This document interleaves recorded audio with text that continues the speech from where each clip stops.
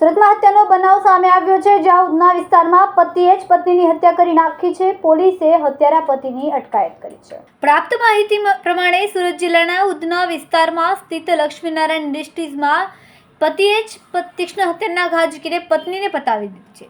ગર્ભકંકાસના કારણે પતિએ હત્યાને અંજામ આપ્યો હોવાનું પ્રાથમિક તપાસમાં સામે આવ્યું છે.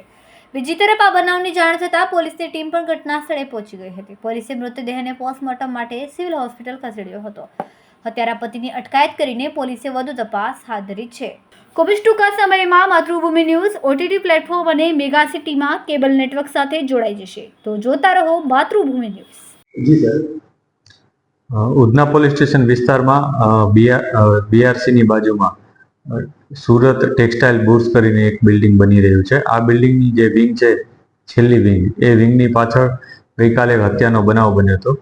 આ બનાવમાં હકીકત એ મુજબ છે કે હત્યા કરનાર વ્યક્તિ અકલેશ ઉર્ફે કાલુ અક્કુ એ કરીને એક વ્યક્તિ છે, જે ત્યાં મજૂરી કામ કરતો હતો. એ પોતાના પત્ની સાથે ત્યાં રહેતો હતો. એણે પોતાના પત્ની અંજનાબેનનું ચપ્પુ મારીને હત્યા નિપજાવી દીધી હતી. આ બંને વચ્ચે ગઈકાલે ઝઘડો થયો હતો. આ પહેલાં પણ તેઓ વચ્ચે અવારનવાર ઝઘડો થતો રહેતો હતો. આ બાબતના સાક્ષી એના જે રિલેટિવ્સ છે એ પણ છે ત્યાં હાજર છે.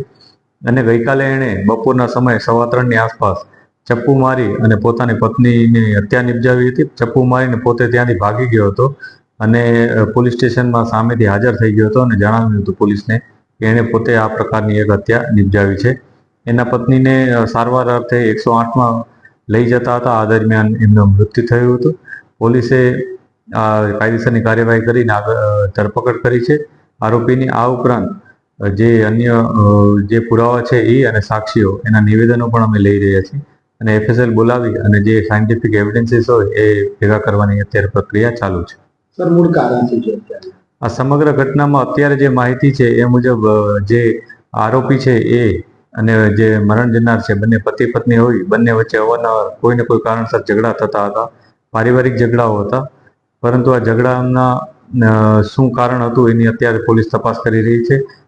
અગાઉ ઘણી વાર એમના વચ્ચે ઝઘડા થયા છે અને બંને લોકો અહીંયા મજૂરી અર્થે આવ્યા હતા. બંને મૂળ જાંબુઆ મધ્યપ્રદેશના રહેવાસી છે અને આ BRCમાં જે બિલ્ડિંગ બની રહ્યું છે એના મજૂરી કામ અર્થે અહીંયા આવ્યા હતા.